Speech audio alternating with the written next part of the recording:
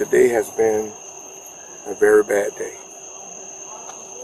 There's something bad that's happened. And y'all seen it, y'all understand it, y'all experienced it, right? Okay. Y'all love me? Okay. Y'all love Mom? Alright. Well, I got some bad news to tell you. Mom is not coming back anymore. Come. No. Come here. Come over here. Listen to me. No, I know. Okay. It's okay. I know. It's okay.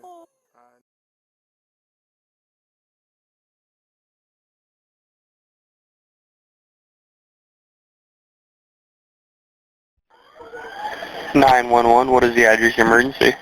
1662 Southwest. Alright, and then can you repeat that for me one more time to make sure I have it correct?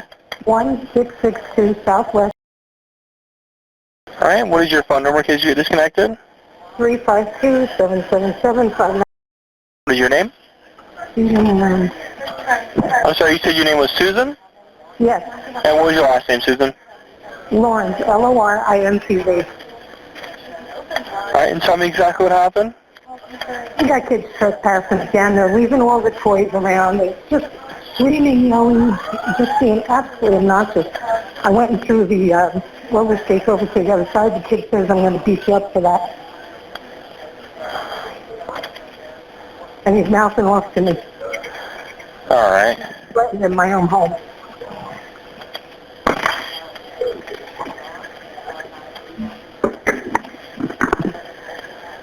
Alright, is he out there right now? Yeah, there are several kids out there right now, and I'm hearing from my wife. I'm very scared. Okay. Alright, and what unit number are you in? 3. Unit 3, okay. Yes. Do they also live in the same building? No, they live across the street. Okay. Were there any weapons involved? No. How many people are involved? Earlier there was about 20 kids out here screaming, yelling, asked them to leave. They're like, screw you. Now there's 3 boys. 3? Yes. Okay. The kid saying I took his iPad and all this other shit was filtering through. The only thing that was okay was a roller skates, and I don't want to get tangled with these children. Alright, and are they white, black, Hispanic, or Asian? I think one is Hispanic, the other 2 are black. Alright, and then the Hispanic, how old would you say he was? About 12.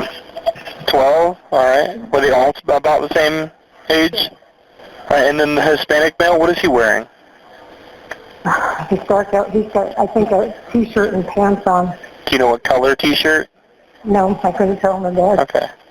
I just don't like them coming around my house. They've been coming onto my deck, my patio, and telling me, get up, when I'm watching TV and stuff. They have no business over here. There's no trespassing sign. I don't like the kids threatening me that they're going to beat me up, that they're going to get someone else to kill me. And this is just ridiculous. You want anyone else in danger right now? I locked my doors. Alright, who is in charge of the property? Charles Gabbard. I'm sorry? Charles Gabbard owns the actual quadplex. Alright, but are you on the lease? Oh yeah, I'm just. Okay. I leased the 1 unit. They just keep badgering me. I'm just sick of these children. Now that they're home from school, it's like, craziness. Alright, do you want you to avoid that person and then keep your doors and windows locked? An officer will be dispatched as soon as possible. Do you want the officer to contact you? Please, yes. Alright. Because what's going to happen is his mom's going to go out and wait for the officer and run and say, oh my God, I was threatening her kid, which just isn't true. Alright, and then I'm going to go ahead and let you go, but please call us back if anything changes or if you get any further information or if they do leave, okay? Okay, thanks. Thank you. Alright, bye-bye. Bye. The Marion County Sheriff's Department was quite familiar with Susan Lorincz's 911 calls, having responded to similar calls from her over the past 2 years, complaining about neighbourhood children playing outside her property. Susan frequently voiced her frustrations about the children enjoying themselves on the grassy area next to her apartment. Even though the land wasn't part of her property, she felt it was an intrusion of her privacy. Susan would go to extreme lengths to keep the children away and would eventually install a no trespassing sign. Kids have been out of control, they're screaming, yelling. They need to be trespassing, they don't out of here. So what I'm looking at, where they're at, we can't trespass anybody from that location. The issue is that the parking lot is a common area. Really, they're gonna match their pay. I'm getting too much feedback on the phone from the dog. Can you at least go someplace where he's not barking? Please, I'm getting too much feedback. I can't hear myself. Dog. Captain. It's a dog. You can't stop the dog from barking. Yeah, but too much feedback. Can you please at least go someplace where I'm not getting so much feedback? Yeah, that's, Sonny, that's, All right, well, you have a good one. Apparently, we can't stay in here and have a conversation. Why are they on private property that they have no means? I mean, they don't rent here. Well, if those people aren't complaining, I can't kick them off that property. Well, then I'll send a cease and desist letter to them. Okay. My lawyers will. Well, I mean, as long as they're not on your property, I mean, they can pretty much play wherever they want to play. I don't want to be intimidated by them screaming and yelling at me, telling me I'm a calling me Karen. They're calling me names. According to police reports, officers were dispatched to in Ocala, Florida at 8:54 p.m, following Susan's 911 call, which ended at 8:59 p.m. Just 2 minutes later, whilst officers were en route, several other emergency calls came in, advising of gunshots being heard in the same area. With several officers rushing to the scene, another 911 call was placed by Susan Lorincz. 911 was the address of the emergency. 1662. Oh my God, this lady just tried to break down my door. I shut through the door. Oh my God. Okay, repeat that address for me to make sure I have it correct. 1662 Southwest 1. Okay, what is your name? Susan Lorincz. They were trying to come in my house. Okay, take a deep breath for me. Calm down. Oh my God. You said someone tried to break down your door, is that correct? Yes, the woman was screaming and yelling and she was trying to break down my door and she was... Okay, it was a female? Yes. I didn't know what to do. I grabbed my and I shut the door. And I thought she was going to get me. Oh my God. Okay, you said you at the door, is that correct? Yes, I shut at the door because she wouldn't stop. I told her to get away and she wouldn't. She just begging to stay.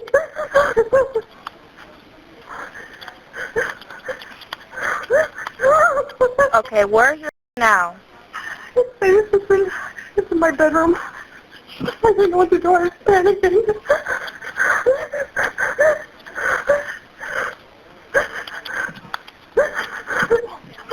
This is the woman who attacked me. Okay, do you still see the subject? I don't know where she is. I'm still in my house. I didn't open my door to her.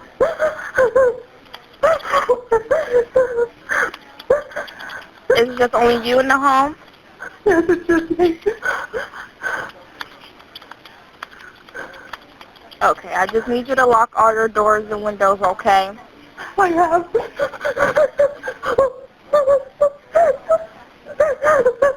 Okay, I'm going to stay on the line until the deputies get there. Okay. My son said they were going to come and kill me. And did you know her?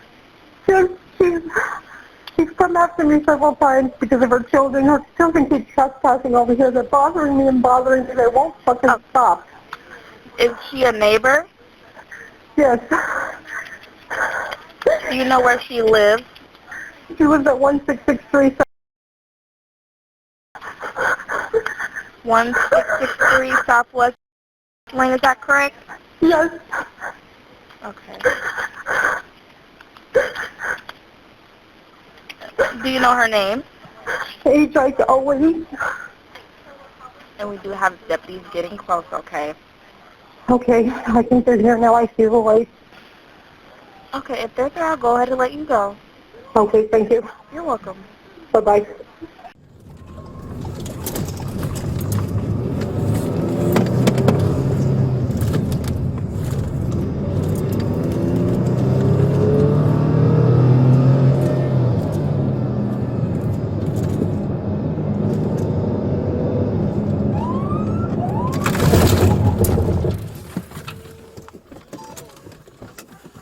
11 minutes after Susan's initial 911 call and 3 minutes after the report of a shooting, Officer Stringer and Deputy Trainee Barboza are the first to arrive at the scene. She said there's an old white lady. Do you have your trauma bag? There is still someone with a. She's inside. Okay. Where? Bro. Where? Ex-military. She's in the house, bro. That apartment. Right here. This first apartment. I need like a tour. Baby, wake up. Although the victim, a G.K. Owens, lies in critical condition, it is imperative officers secure the scene to prevent further harm to themselves or others. Wake up, wake up. Wake up, baby, wake up. Baby, wake up. Come on. Hey, baby, wake up. We need to do CPR real quick. Baby, wake up. CPR. Baby, wake up. Let me see. Do we have any pulse? Signal 35. Do we have any pulse? Signal 0. Station 1033. We got a pulse. We got pulse. Station 1033. We got pulse. Bro, y'all think you better than this? I'm in front. Sheriff's office, come outside with your hands up. This is the Marion County Sheriff's office. Come outside with your hands up.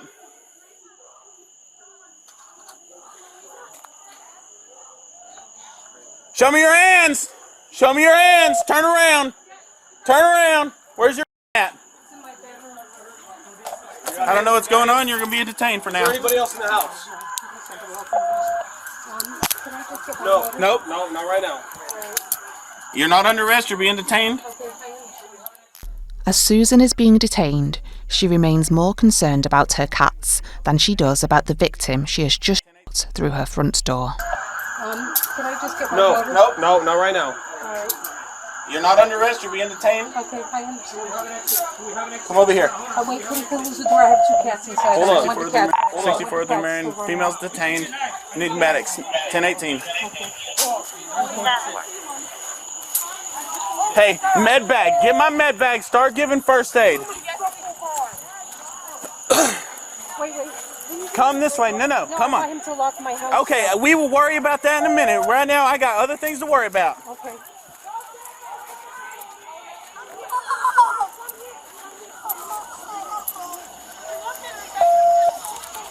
It should be in the big black thing. It's a green shoulder bag. Get over there and assess her. I will bring the bag over. Here, I got to sit you in the back here. Go assess the person down. Okay, you just sitting there. Okay. Hey, I need someone give her aid right there. She needs medical aid over there. Sit inside. I need you all the way inside. Okay. I need help though. Okay. I have a bad back. I need you to hurry though, okay? I know, understand you need help.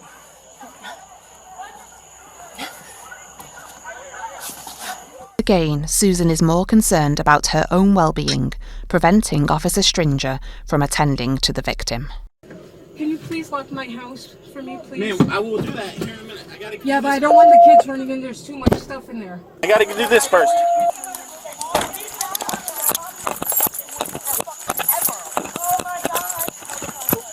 I got it. Where's she shot at? In her, right here in her arm. Right here. Chest. Right side of chest. Okay. There's no exit. Just keep, if she needs CPR, keep doing CPR. I don't see a lot of blood here. Yeah, I don't see the blood either. It's probably like a 22 now. I got or her something. babies. I got her. Get my phone. Sunday, get my phone. If you need any medical stuff, here's my medical bag. They're in my house. Yeah, they're right there.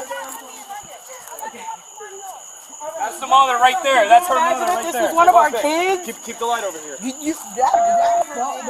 What's going on? I'm her neighbor. I called 911. Is Okay. that Susan? Is that Susan? I don't know. Can we go over here for a minute? I gotta deal with all this right now. No, Virgil. She's done. I gotta get some paid, bro. If you need to switch out, let somebody know.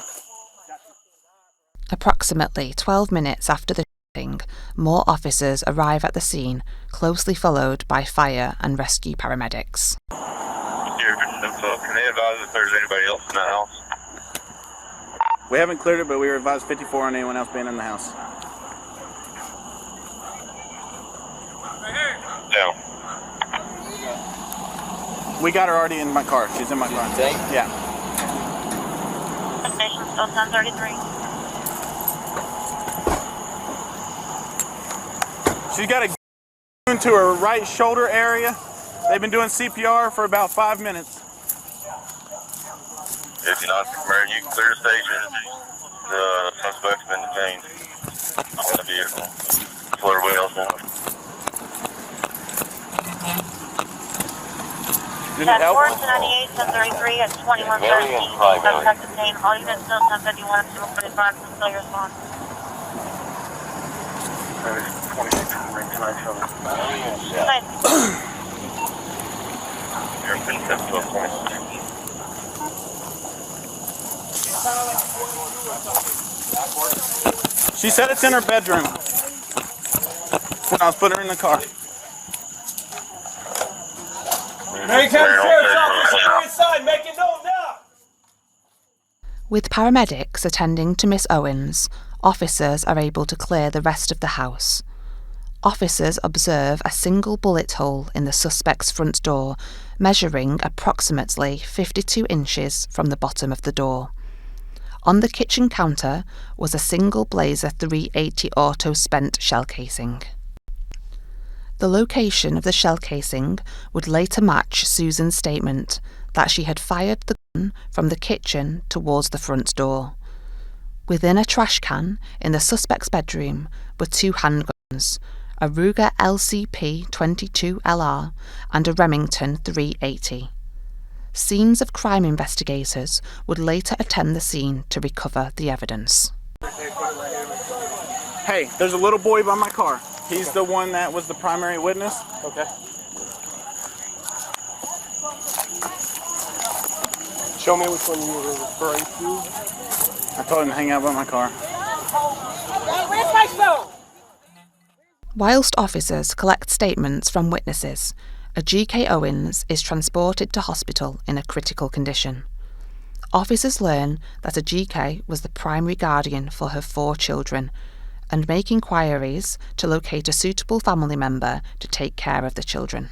There's a little black male. His mom's the one that got shot. I think he's over there with Welfenberg. I was about to go double check on that because he was trying to talk to me when everything was going on. And I was like, give me a minute, man. Just wait here. So I got to go find him real quick. And I don't think he has any other family. Like his mom's his only family. No aunts, uncles, anything from my understanding. We'll try not to do an interview with him, get his information, and then we're going to have a detective most likely come and talk with him. And then okay. They can do their... they can do their investigation. All right, let me talk. You know where she was shot at? Yeah, it was right. She was on the ground like this. It was in this shoulder, right shoulder. Upper right. Like right here, maybe. Yeah, it was like upper chest, between her chest and her shoulder. Someone said that they thought it sounded like a 22, which if she shot there with a 22. It was a little hole, but it ain't going to be very good as it bounces around. Yeah. I mean, They were doing CPR so. Yeah, that's what I'm saying. They were doing CPR, so I would expect that.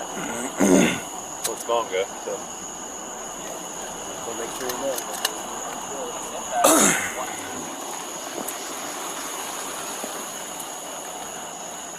Do we know who's watching over her sons? You got their information? They want me to notify, or they want us to notify his dad. Okay. Is their dad part of their life? Yeah. Do we know that information? Yeah, dad's part of their life. Do we have dad's information? Yeah, his name's Eddie Williams, or Eddie Willis. All right. And his phone number.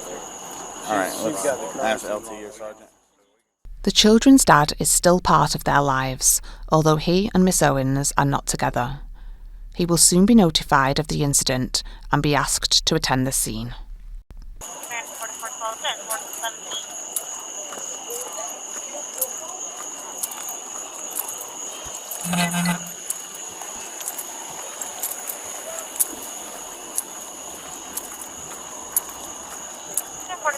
Okay, I got her name.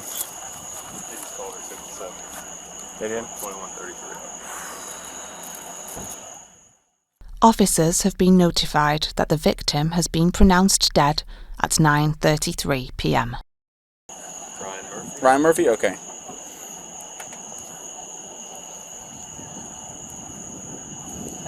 Is he a detective now? No, he's at the hospital. Oh, okay.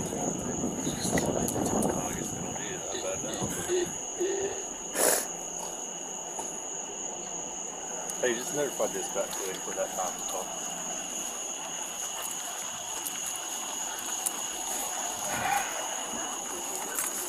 What are we doing for kids? You want us to call Dad?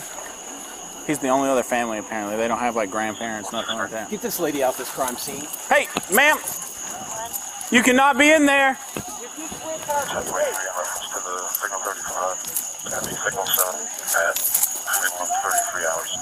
Okay, you cannot go past that tape. You have to go around. So come on, let's get through this. I need. Okay. No, this way now. You got to go out.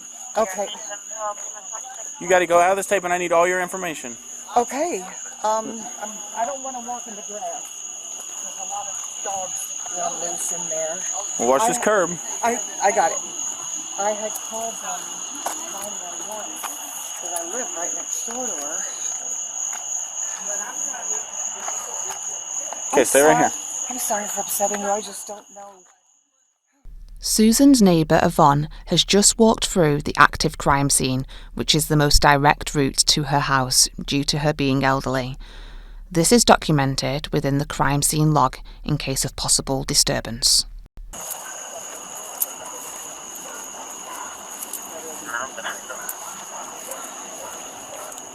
Oh, sorry.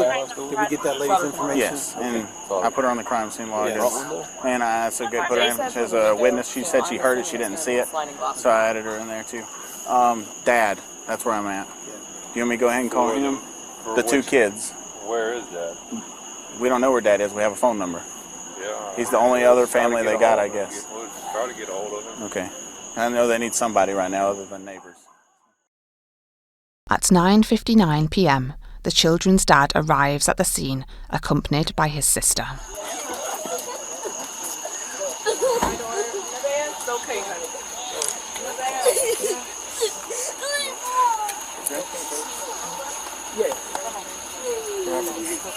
Hey. Yes.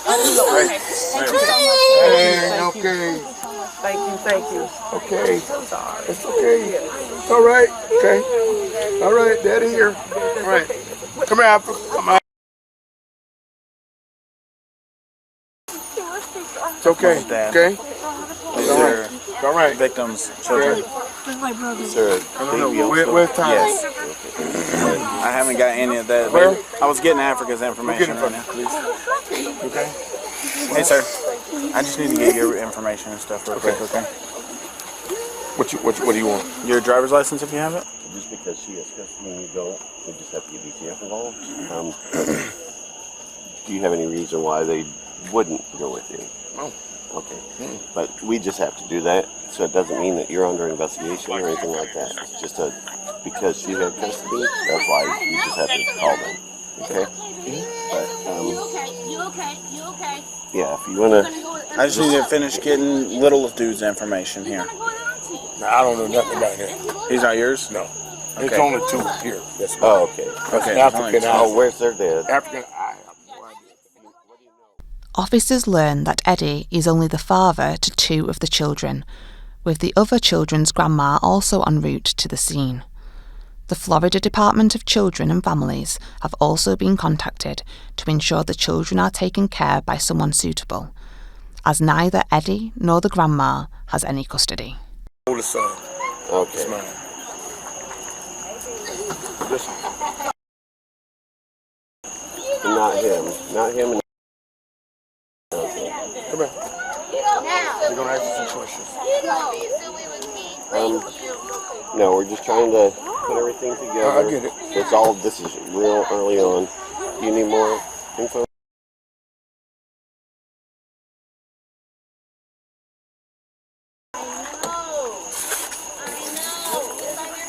my dog? Huh? We'll see. If not, the neighbors are watching it. Soon, one of the officers will pull the father to the side to notify him of a G.K. Owens death.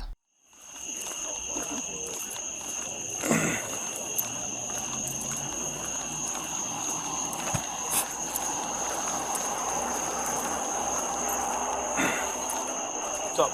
I don't know. Just came over here with you.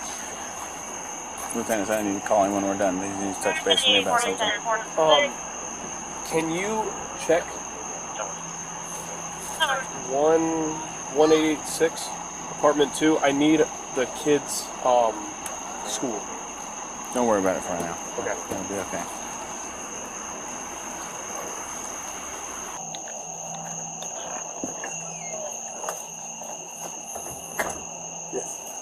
You'll follow me, Mr. Eddie. Oh.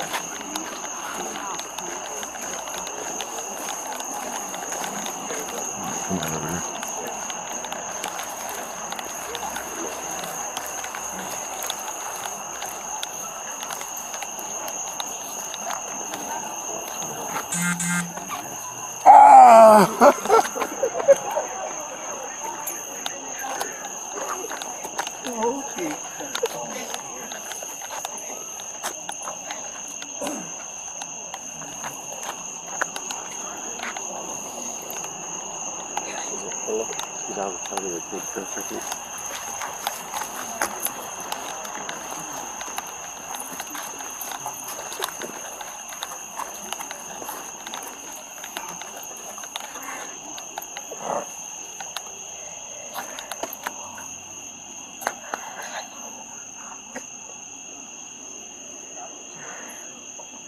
We're sorry, we have to deliver this message to y'all. Did y'all arrest the lady? She is arrested, yes, sir. I'm sorry, Mama. Oh my goodness. Oh my God. Don't tell them. We'll do all that together. I just wanted you guys to know and process it first. I'll tell them. I'll tell them.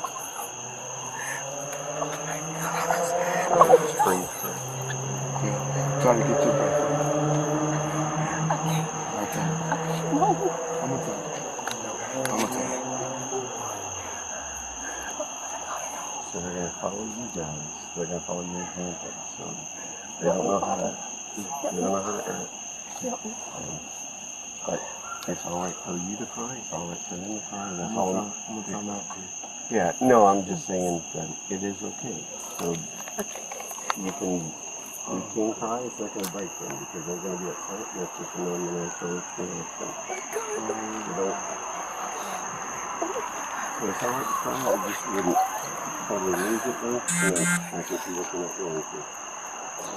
Yeah. If you want to let them know that. Oh my God.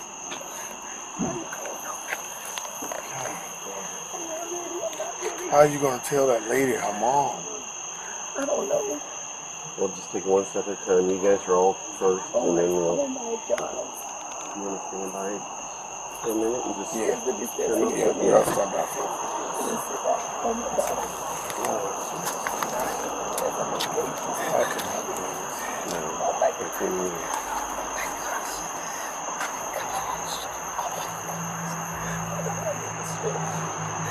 I gotta need this fish. Oh God. Oh my God.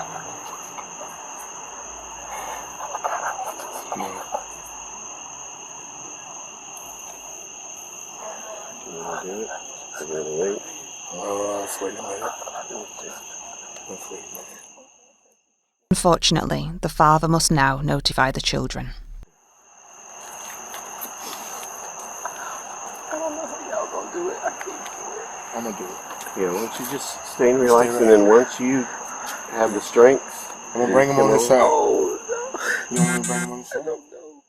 Whilst preparing himself to deliver the news, Eddie, the officer, and his sister discuss the best way to tell the children. I don't know how to do it. I'm gonna just have to tell them. no, there's. I don't know what to do to tell them. Y'all know what to do. Do you want me to tell them? No. Okay, yes. Let them be. Absolutely. I'm gonna do it. Okay, B. Do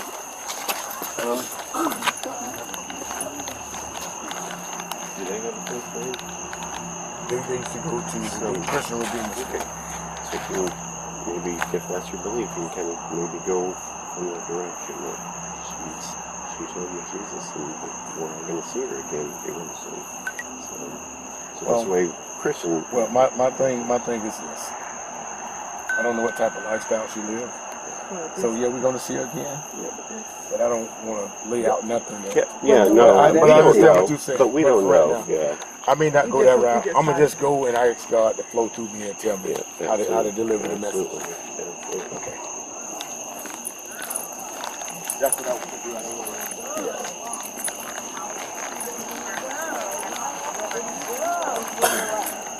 Yeah, you ready for them girls, ain't you? Yeah. You ready for them girls, ain't you? Yeah. You ready for them girls? We seriously debated showing this footage as we found it incredibly heartbreaking. Although we have access to the entire footage, we are only deciding to show a small portion. Unfortunately in life, there are consequences to actions. The footage you are about to see is a powerful example of this, which shows the real-life consequences to actions shown through raw emotions. Seeing this may help someone think twice before acting or change the path they may currently be on.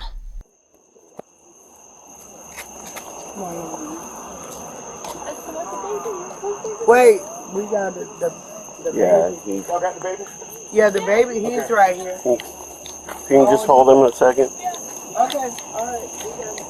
Love y'all, man. Yeah. Thank you guys.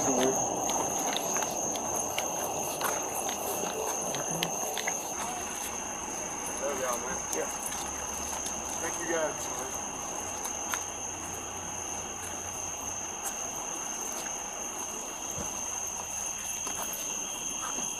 Hey there, sir. They're doing the notification to the kids right now. Yeah.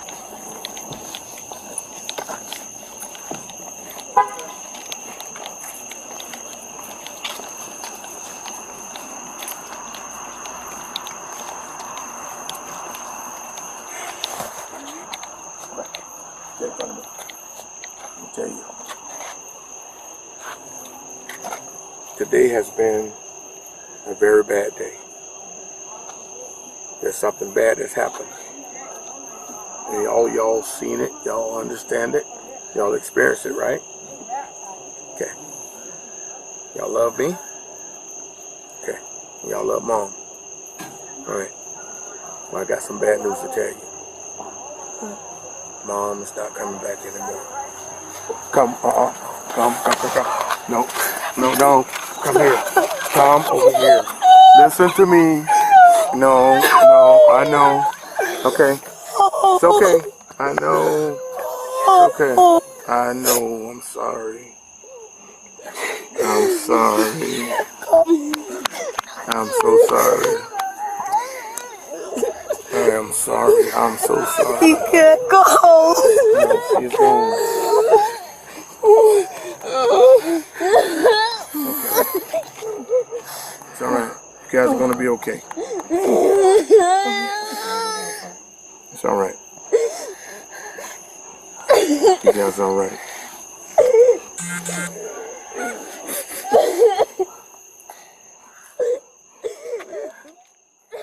We think the father did an excellent job at delivering the heartbreaking news to his children, which will most likely be the hardest thing he ever has to do.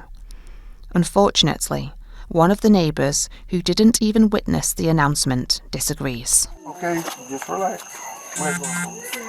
Okay, bro, who gave out the news? What the hell? You don't tell kids like that. Jesus. Huh? Oh my God, Jesus. Who gave the news? Oh my God, Jesus.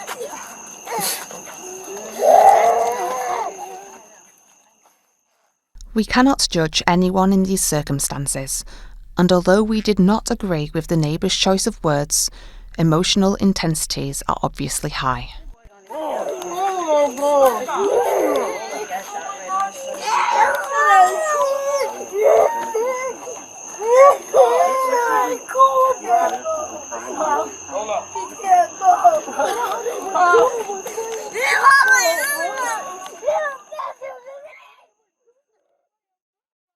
Although Susan has been sitting in Officer Stringer's car for the entire event, she will now be taken to the police department for an interview.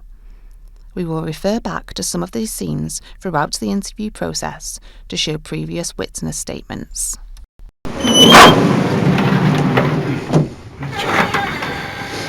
Hi. I'm sorry, I'm just sitting here because I was freezing. Oh, it is chilly in here, isn't it? Susan? Yes. Hi, I'm Detective Stitt. This is Detective Peterson. Okay. Can we just get you, slide that chair back over here just a moment? I'm sorry to keep you waiting so long. We just had a lot, we had to sort through before we could come and talk to you.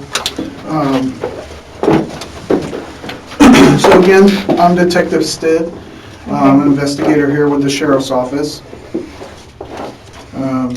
Could you give me your, spell your name for me? Is it Susan? Susan, S-U-S-A-N. And do you have a middle name? Louise, L-O-U-I-S-E. And your last name? Lorincz, L-O-R-I-N-C as in cat, Z as in zebra.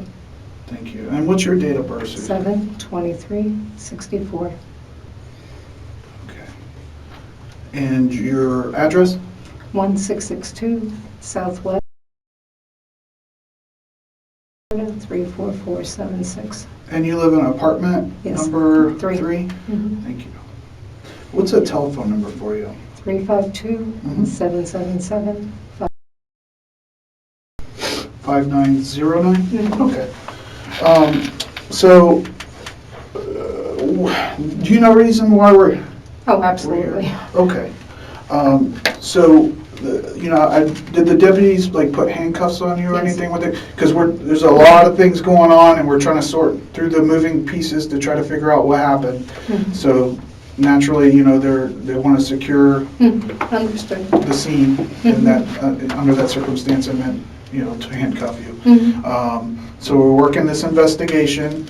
And at this point, you're not free to leave, so I have to make you aware of your rights, okay, before we talk.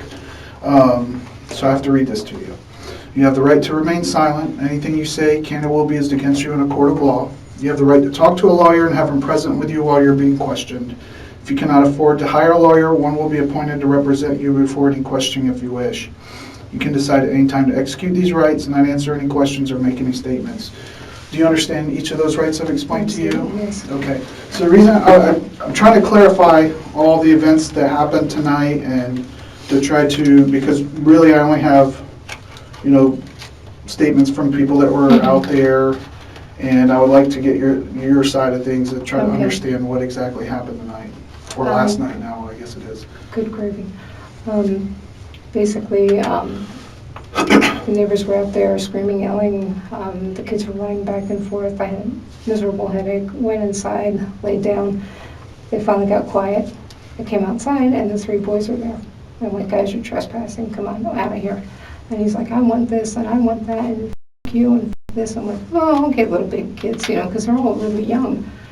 And so you say you came out, and they were... I wanted to check my truck. Every time I had my truck on one side, the kids would throw the balls and hit the truck. Okay. So I moved the truck to the other side, then they moved themselves to the other side, and they keep just, just antagonizing you? Oh, God, horribly.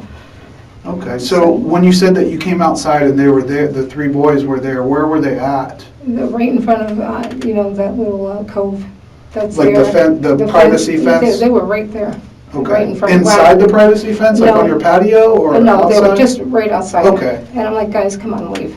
Because I wanted to check the truck and everything. And then they were like, I'm going to tell my mom. I'm like, go tell your mom. I don't care, And have you had problems with them before? Oh, my God, yes. Yeah.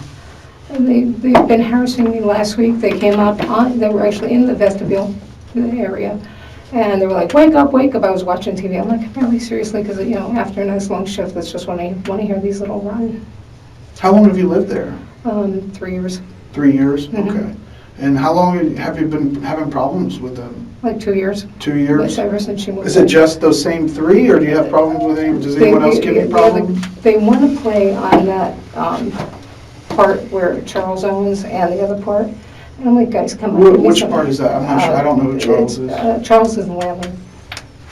So there's, one of the cops came out and said, oh, it's an open lot. It's not an open lot. It's an abutment of 2 properties.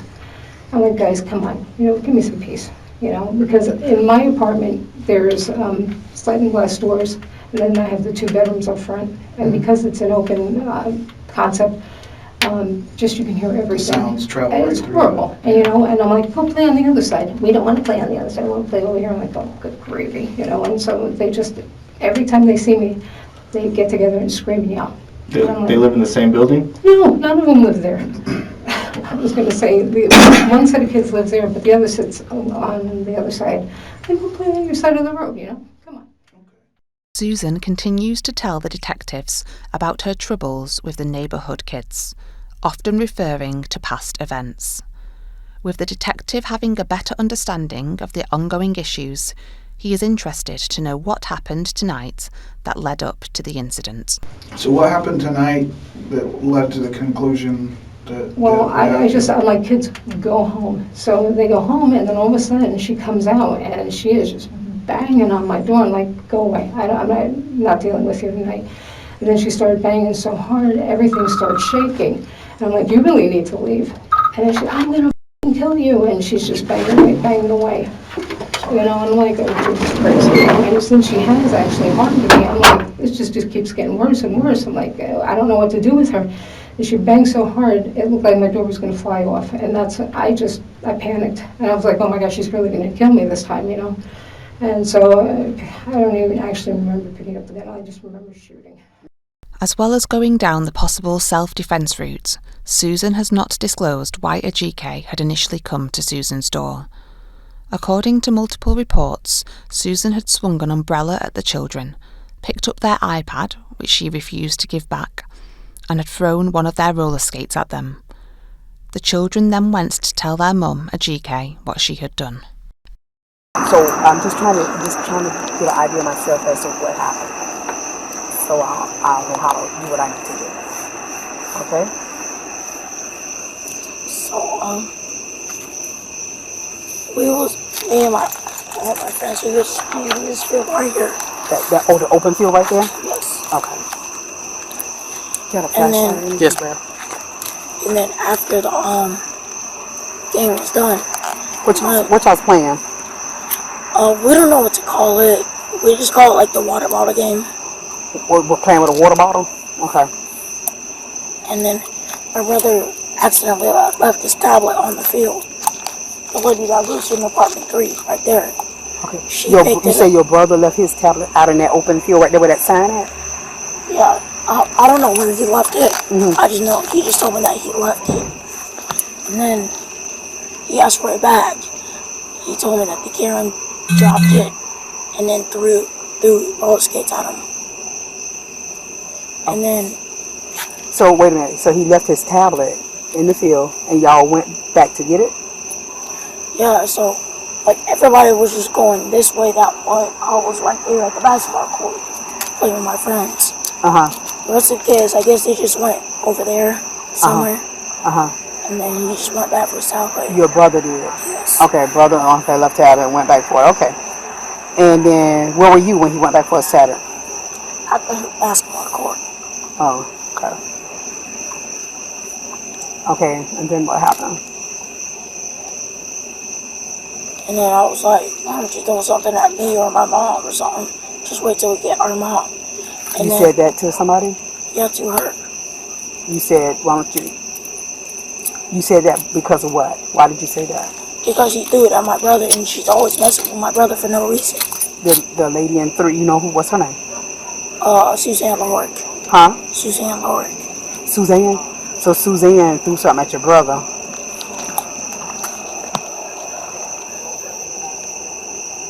And then we went to go get our mom. Okay. And then our mom was like, throw something at me, throw something at me. And you know, I'm still like yelling, throw something at me. Okay. Then I guess my little brother was there. And he heard shots, so he ran. And he said that she shot my mom through the window. And then my mom ran saying, call 911. So she fell right next to that tree. Detectives then questioned Susan about her 911 call. Now, you had initially called Because it was. Did you call 911 or Yeah, did you use the non-emergency number when you called? When the first time, because kids said, I'm going to kill you, and my friends kill you, I'm like, oh my God, you know, what the hell's going on now? You know, I'm like, I don't need this aggravation. Okay. So you called, was it 911? Yeah, I called 911. Okay. And that was before HI came over? Before she Okay. came over. And the kid, okay, so we get like, as the deputies are responding, the call taker's talking to you, they're putting information that you're telling them into the computer, which goes to us as we're going out there. So on that call notes, there's never any mention of you saying that they said that they're going to kill you. It was more or less that they're harassing you, that they're... Oh, no, I told the lady that they said they were going to kill me. Okay. No, I was very specific when I spoke. Within the 911 call, Susan does not say that a GK had threatened to kill her, although she does mention that she thought a GK was going to kill her. I'm going to stay on the line until the deputies get there. Okay. They were going to come and kill me. This could still be deemed as self-defence if there was a genuine belief, as long as the force used was reasonable, proportionate, and the threat was imminent. The detectives then questioned Susan about swinging an umbrella at the children, as well as throwing a roller skate at them. So, prior to her coming over there and banging on your door, because we talked to a lot of people that were out there at the time, and there was some statements given to us that you had taken a tablet or picked up a tablet that was on the ground? Absolutely not. No. Okay. That child, like the other day, he said to me, I'm going to go tell my mom that you called me a slave. I'm like, what? He came over with a rake and he was pounding everything with the rake. I'm like, really? Seriously? So I don't know what's going on with that child. So And which child is that you're talking about? It's on the video. If you give me my phone, I'll show you which child it is. I don't know by names. Is it one of the older ones? Yeah. Okay. And what was the deal with the roller skate? Because again, we talked to a lot of people who were outside and kind of witnessed some of those. They keep leaving all their toys around. The other day, I almost killed myself going out. I had an early morning doctor's appointment, and I didn't see the roller skate, and I almost killed myself. And I'm like, guys, you know, stop already. This is not your garbage yard. You know, and the kid's got his roller skates there, and I'm like, really, take your roller skates. And I threw the roller skates. I'm like, go fetch them. You know, just enough. Because did you throw that at them? Oh, or? God, no. Okay. No, I just. And what is the thing about the umbrella? You had an umbrella? I thought it was raining before, and I walked out and it wasn't raining. I'm like, okay. So. Okay. And you like swung it at them or so, or one of them? I wasn't even close. I was still inside the vestibule.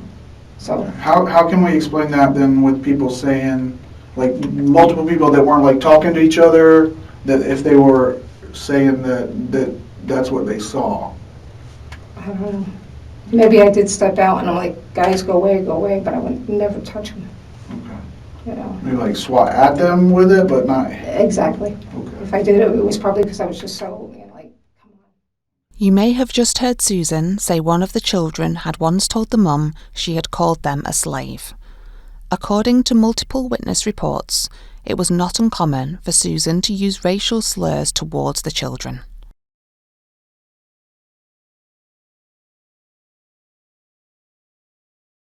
Yelling and screaming at the kids out here? Yeah. And I mean, I had told her before, I said, Susan... What was she saying? Do you remember saying? I could hear her.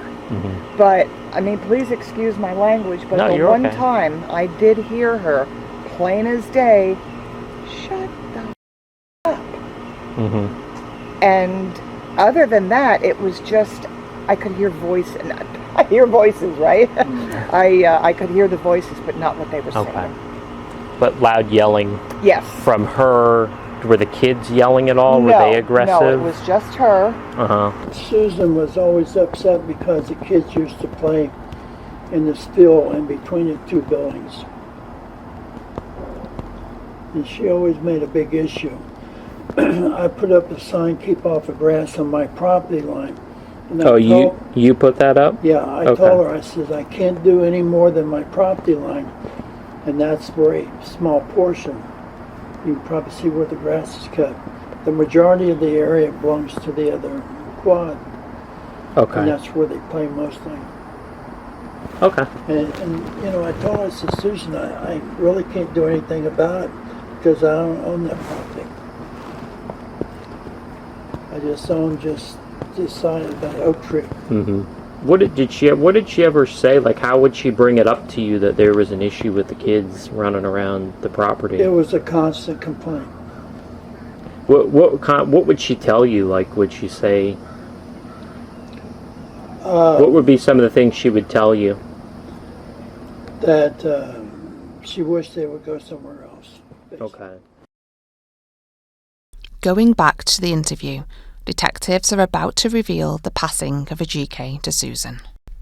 You like swat at them with it, but not... Exactly. Okay. If I did it, it was probably because I was just so, like, come on. Okay. But I know, at least say if you did, but is that what happened? I mean, we gotta kind of get specific about this because it's a big deal. I understand. Someone's dead. Oh, Jesus Christ. This is the first time Susan has been informed of a GK's passing. From the hours she was kept detained up until now, we have no evidence that she has asked about the victim's status. Okay.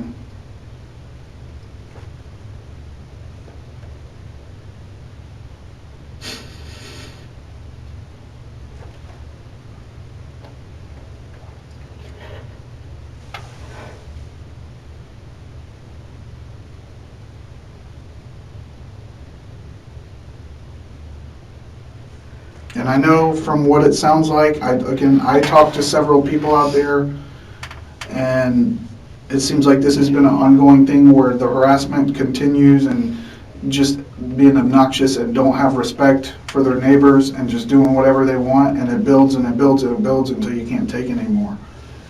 And unfortunately, it's led to this event. It was only because she was pounding at my door, and I, honest to God, thought she was going to come in. Okay. So we have, over in our communication center, they're putting together, because all the calls that come into 911 are audio recorded, and there were several people even before. So there's open lines, we're recording and getting audio of exactly what's being said, not to mention if your camera's captured anything, okay? So that's why I'm like asking you before we go through that, and if something is different than what you're telling me, we need to clear that up now, because if it, you know what I mean, if the evidence shows something different than what you're saying, it doesn't look good, and I want to be open and honest with you. I just know that she was pounding and pounding on the door and scaring the shit out of me. Okay. You know? But is there any reason why, if we reviewed that evidence, she wasn't saying, I'm going to kill you? That's what I heard. Okay. I mean, that's what I honestly got heard. You know, it's just what I heard. Okay. Did you ever look out the door to see? I know you said you kind of recognized her voice. So. I never looked out the door. Okay. I was afraid to get to my door, to be brutally honest. I mean, I was like, oh my gosh, she's going to bust it in. And just gonna... Where were you standing when you and you said you did shot a gun through the door? Yeah, through the door. I just panicked. It was probably by the kitchen table somewhere.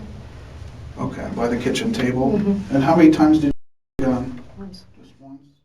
Detectives keep questioning Susan, asking her if she's positive a GK said she was going to kill her. We're trying to like get to, there's always two sides, right? And there's the truth is somewhere usually lying in the middle somewhere. And I'm not trying to discredit what you're telling me, and I understand your concerns about, you know, this is your area. You want to be able to be relaxed and not have to worry about all this riprap. Basically, yeah. But unfortunately, we can't get the other side from a AJ, I think her name is. It's AJIKE. Right. But we can't ask her side, right? So then we have to go by other people who may have seen or heard things, videos, 911 call recordings and things like that. And again, I have no doubt that they harass you and give you problems all the time. But again, when we review all the evidence, if it's going against what you're saying, and I know you say you heard this, but up front you said that's what she said. But I mean, that it's very important to be detailed and specific and honest, because again, if the evidence doesn't match up with what you're saying, then when we take this and show this to a prosecutor who ultimately makes decisions about whether this was a justified event or not, if you're not being completely honest now, it doesn't look good, you know what I mean? Just telling you what I know. So,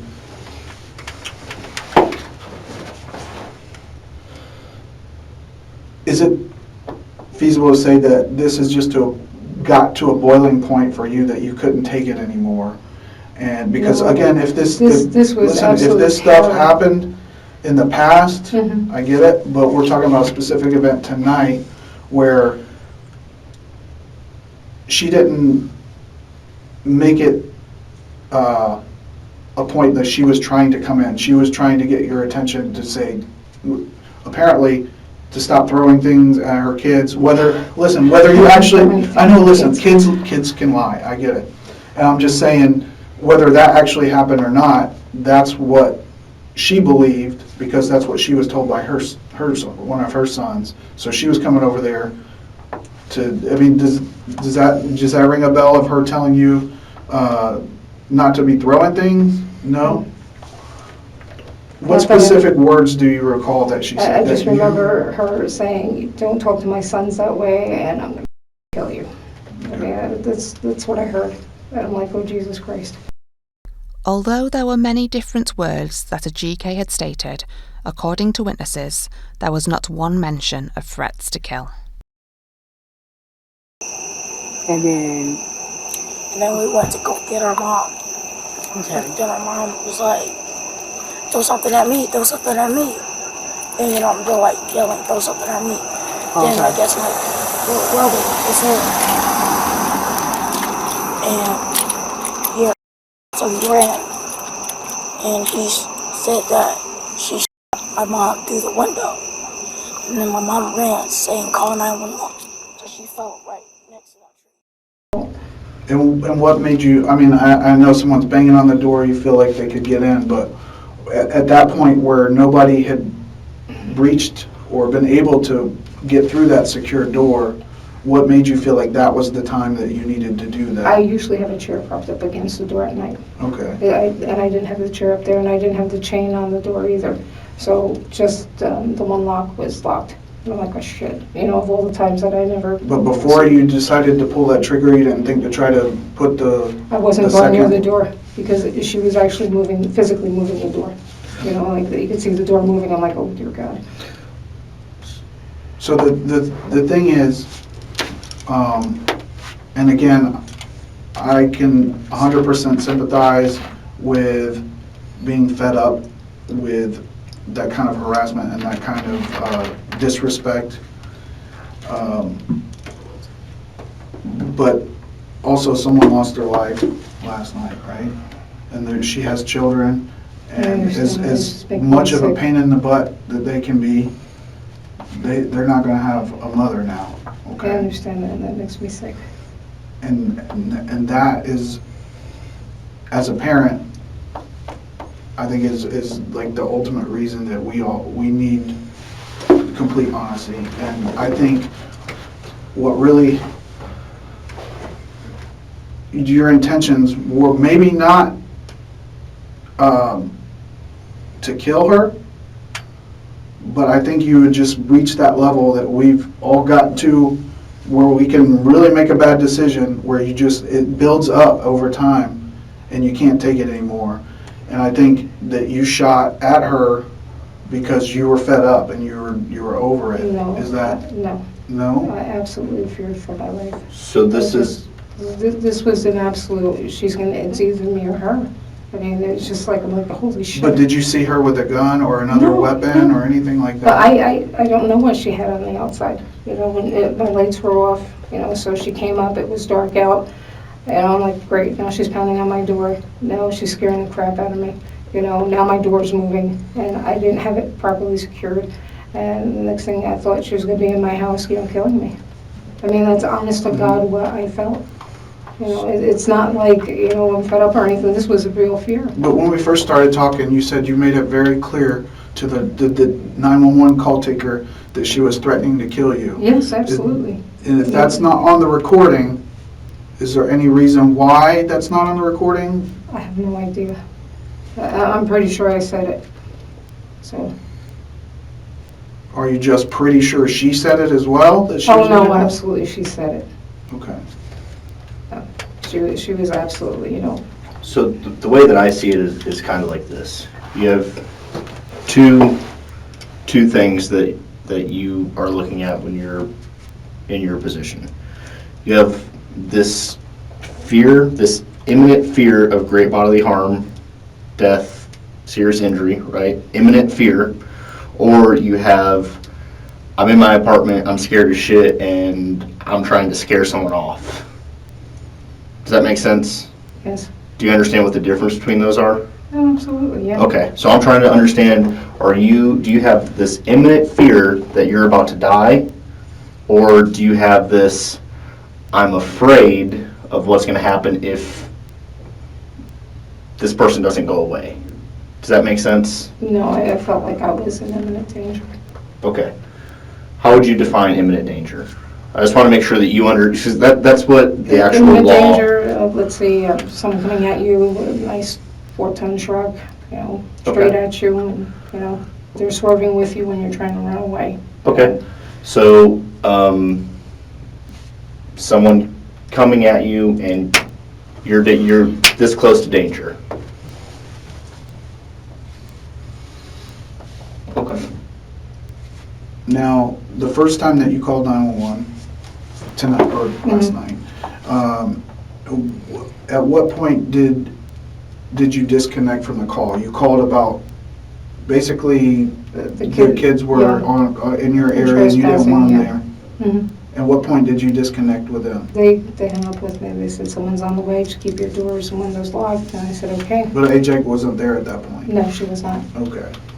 How long after you disconnected with them did she come over there, do you think? I honestly thought it was you guys, someone banging on the door like that, because it felt, like really heavy bang bang, a guy doing it, and I was like, okay, because it kind of shocked me, like, what the hell? And then she started screaming, and I went, great. And then, it was just weird because I just thought she is just so angry, and she's just ranting and pounding, and I'm like, Jesus Christ. Well, from the information I got, she was angry and pounding because she believed that you had either struck or attempted to strike one of her kids with an umbrella and threw roller skates. Mm-hmm. And I'm not, again, I know how kids can be. They're not always very truthful about things. But I didn't have any information provided me out there. Mm-hmm. And of course, we're still going through evidence, and that's an ongoing thing.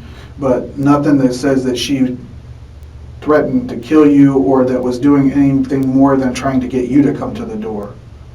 That she wanted you to open the door. Why would I open my door to this woman?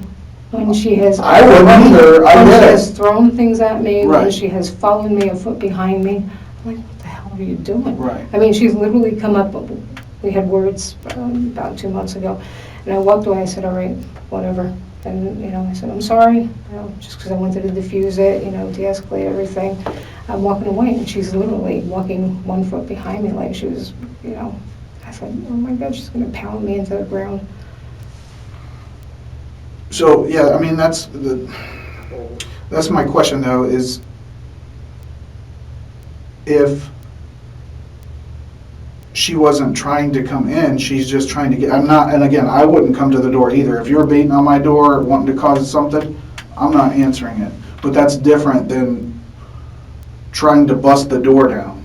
To me, she was. And you said that the door's already broken, so yes. How hard would it have been for her, because she's kind of a big girl, right? Mm-hmm. How hard would it have been for her to break that door knowing you're home? You know your door better than I do, mm-hmm. But if it's already, Well, we did put the extra long deadbolt in and everything. I did have the deadbolt on, so I didn't know how long the door was gonna See, hold up. and that's why I'm asking So- is because at first it's broken and now it's super secure with an extra long deadbolt. No, I'm just And that's saying that we did put but if you look at it, everything's crumbling. I mean, if you look at the door, things are crumbling. I'm like, oh my God, you know, my landlord is 76 years old, and he jerry-rigged it. Literally jerry-rigged it. And I'm like, oh my God. So it's not, I don't feel secure. Every night I stick a chair under that door to keep, you know, because I feel like someone's gonna break it in.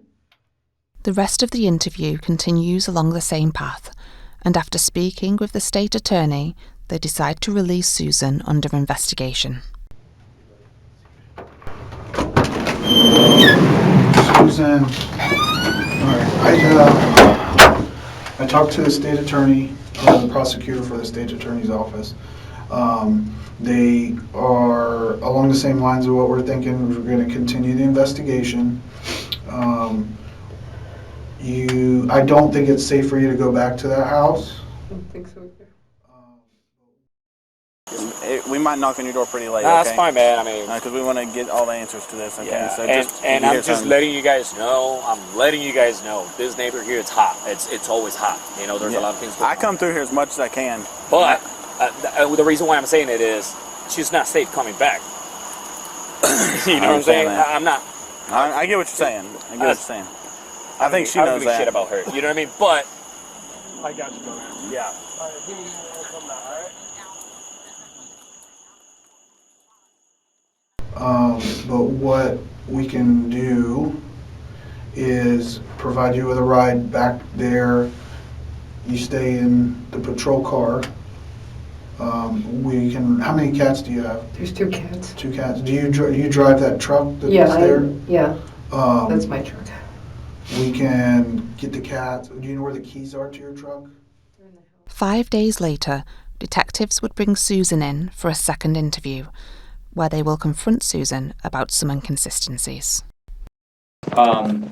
So Detective Stith has been talking to you about the timeline, okay? And some of the work we've done. Now, this is a picture that I drew. I am not an artist at all, but when I tell you some of the work we've done, we spoke to all the people over. This is your house, by the way. Okay, this is. We'll put an S for you. We spoke to everybody in these buildings. We spoke to them all in these buildings, and we talked to anybody that had cameras that would see different areas. These cameras, they hear things. We're able to hear audio. We're able to hear things like that. And everyone when we interviewed, I pretty much got the same, Detective Stith, I think we all got the same statement from every single person we interviewed. We lined up, well, we didn't line them up. These people were interviewed in different locations. Some of them were interviewed in different buildings, in different places. I interviewed them at different houses, and all these people provided me similar statements, okay? No one that provided these, now these people could hear her talking. Okay, because she was talking loudly. You said that you could hear it through the wall, and I can agree with that. Okay, she made a statement, something to the effect of, "Why did you take my kid's iPad?" Okay, somebody heard her say that. I never touched an iPad. I never saw the iPad. I don't know what this iPad is about. A tablet or something like that? Again, no tablet, no iPad, no electronics at all. It was never there, or at least I never saw it. Okay. So I have no idea what Was she, maybe she's wrong, but was she asking you about a tablet or accusing you of something with a tablet or an iPad? I don't know if it's an iPad or a tablet. She could have? She could have. Okay, you seem unsure of some of the stuff she's saying through the door. Did she say, you're not really sure if she said that? She could have said it during her rants. Okay. She's saying these things. The thing is everything that we've learned so far, I have not learned of her ever saying to you that she wanted to get into the house. It sounded more like she wanted to talk to you outside of the house. How do you want to talk to outside the house when you're banging and screaming? Yeah. That's not reasonable. One of the people said that she said, "Come outside." That's not. I'm sorry. That's not what. It's not reasonable and prudent. I mean, you just don't, bang and expect someone to come out. Yeah, I think I'll come outside so you can, Well, I know. Seriously. What she's learned, what I'm learning, what these people said is that she was saying to come outside. She wanted to confront you about something. She wanted you to come outside. Do you remember her making statements and asking you to come out there and talk to her? I honestly don't recall. Okay, so you don't remember that, and you seem unsure about some of the statements she made about the tablet. No one that we've interviewed so far has made any statements about her saying that she wanted to kill you. That's what I heard. Okay. You said you were so in fear and you're shaking. Is your memory affected regarding this incident in some way? I just remember being terrified that she was banging and screaming and I just remember hearing her say, "I'm going to kill you." Earlier within the interview, detectives questioned Susan about the timeline between her first 911 call, the shooting, and the second 911 call.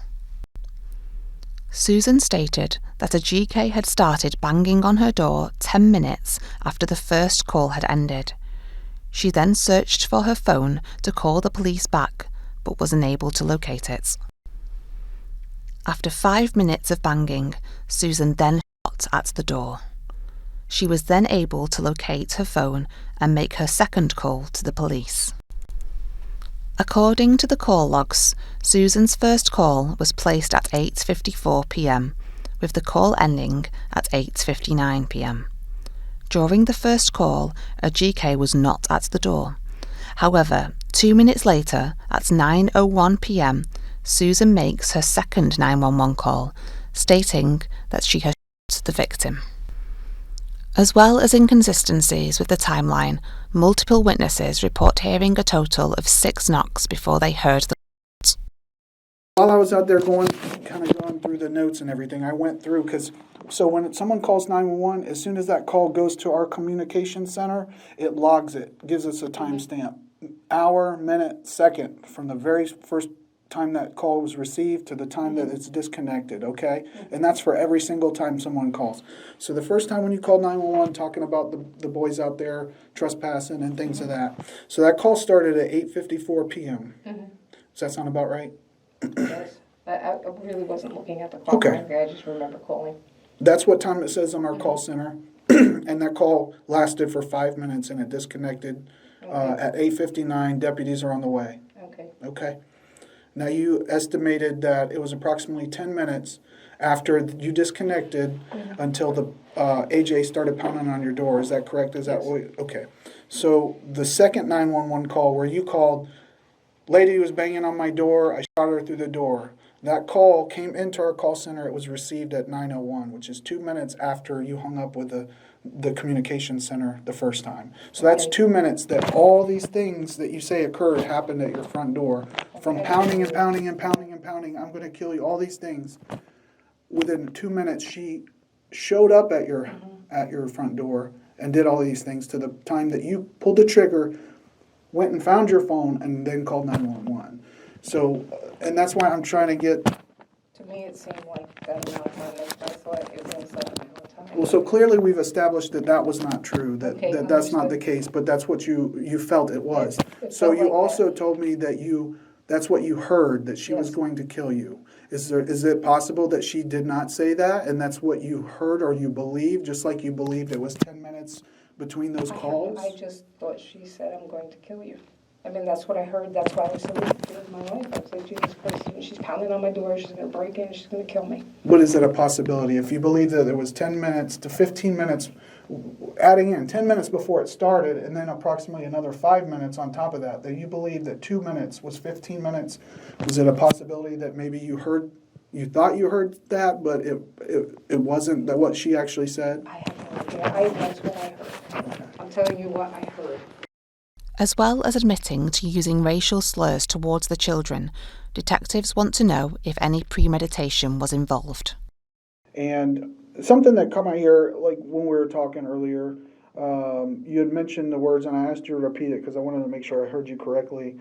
You had mentioned terminology like reasonable and prudent in reference to how AJ was acting at your door while she was trespassing and everything. Where did that come from, that terminology? Is that watching TV? Okay. Like documentary stuff, or like what? Probably just crime shows and stuff. Crime shows, okay. I have to ask you this: have you done any research on like the laws as far as like in Florida, as far as self-defense and things like that? I looked at it today. You looked at it today? They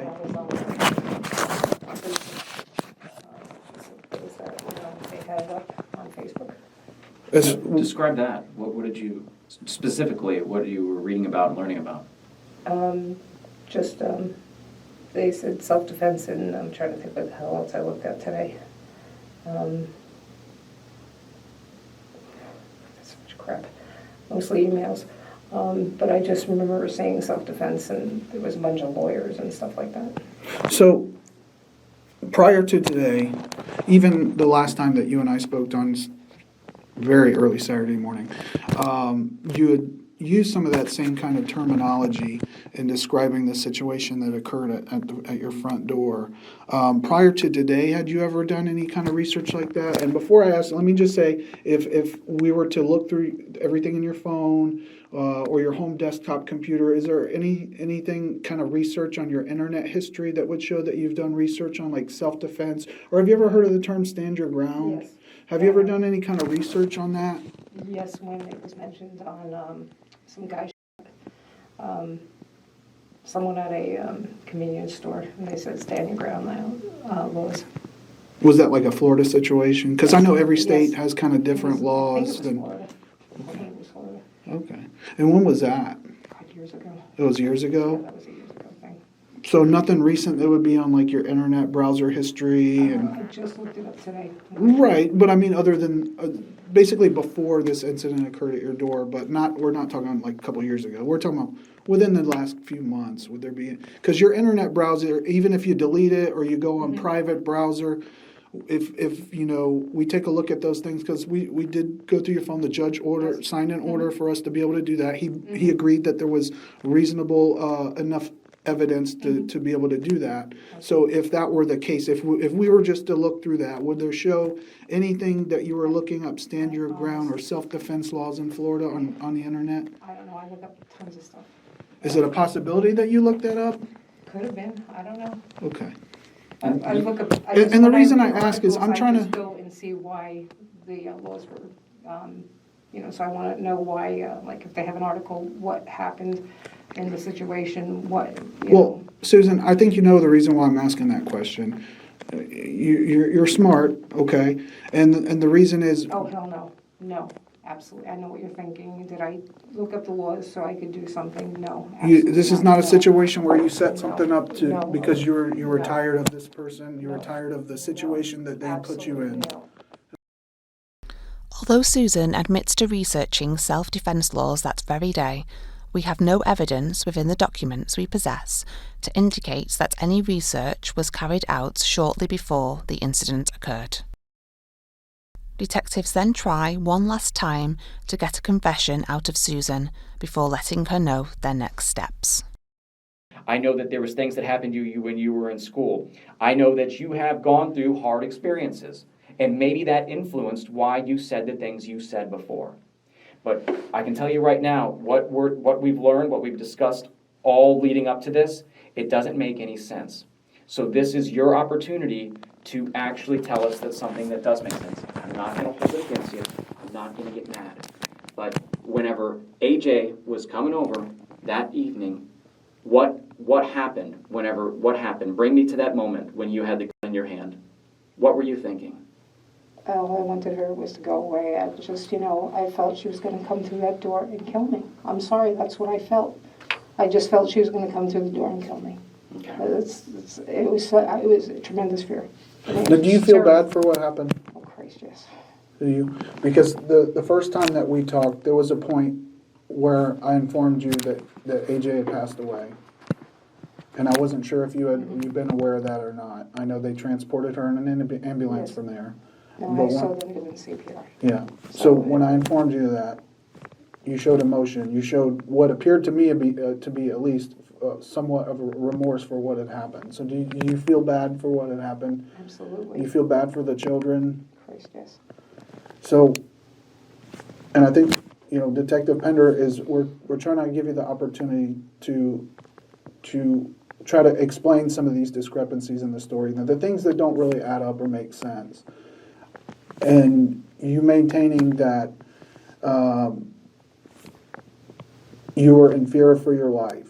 Yes. It just doesn't make sense. And I feel like at this point, today you really haven't, and I'm not judging you, everybody processes things differently, so I understand that.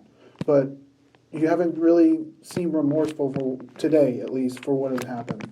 Oh God, it just makes me sick. I don't know I can't take it back. It's transpired. It's in the past. I don't know what the hell to do. It's just probably me shutting down again. Okay. Do you think that's a trauma response or something? I know you said you had gone through a lot of flat affect and things like that in the past. I mean, it's a horrible situation. And intercom's like this horrible because, it goes against my faith. I broke a commandment. I just did I feel horrible for what I did. Okay. So, looking back on it now, and do you think that she was actually going to get through that door? I mean, be honest with us, because I thought she was coming through the door. As God is my witness, I thought she was going to come through that door. I'm sorry, it's just what I felt. So, I mean, at this point, like, we've talked to you, we've talked to a lot of people and gone through the evidence. We've discussed all of this with the state attorney's office as well. After talking to you for several hours on Saturday morning and then today, I feel that there was a level of fear, but from everything I've seen, it doesn't rise to the level for you to justify going through a closed door and with a firearm. Okay, and I think that wasn't reasonable what you did. I felt so terrified. I just felt so terrified. Here she comes again. Again she's screaming, she's yelling, she's acting unreasonable. And you said, let me ask you this. You said that you went on Facebook today. I can only imagine that at some point you may have seen some of the news dealing with this case and this story. Yes. Okay. What kind of stuff did you see? I threw a tablet at the child. I said all kinds of things that I never said. You know what I saw? I saw 4 kids that no longer have a mother. And I'm not taking away how you were treated, but those are children nonetheless, right? And now they don't have a mother to go home to. And I think you know what you did was wrong. I think you know that there were already deputies on the way. But there was times I called and the deputies never showed up. I understand. It's been 2 minutes. So to me, it wasn't 2 minutes. To me, it was much longer. In my mind, it felt like. But there's only one reality where time exists, and I understand perception of time can be different for different people. But in the reality of things, you had just disconnected. Within 2 minutes, a shot was fired through that door. There was that much that transpired within that 2 minutes where statements were made. I want to know why you're throwing stuff at my kids or whatever it was she was saying, and then shot fired and she's down, and then another 911 call comes in. There's no way to justify that in my mind. I don't think in Detective Pender's mind, and clearly in other people's minds that we've discussed this case with the state attorney, our legal counsel, and things like that. So, I mean, at this point, we've discussed it with the state, and they are on the same terms as far as charging you with a manslaughter. Okay. Okay. I don't know what to say. I was in fear for my life. I mean, honest to God, I just feared that she was going to come through that door. I'm sorry, that's how I felt. I can't change the way I felt. I mean, it was sheer terror on my part. I mean, honest to God, I was shaking.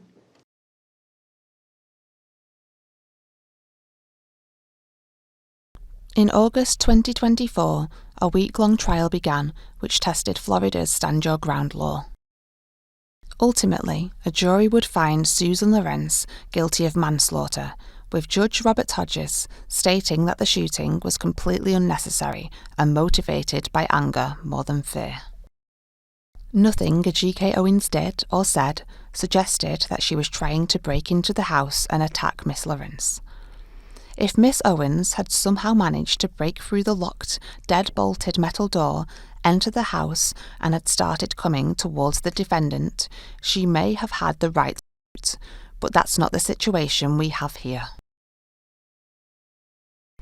Ajike's mother, Pamela Diaz, said that Lorinc's actions had left a lifetime of scars and trauma that she and Owen's 4 daughters will have to endure.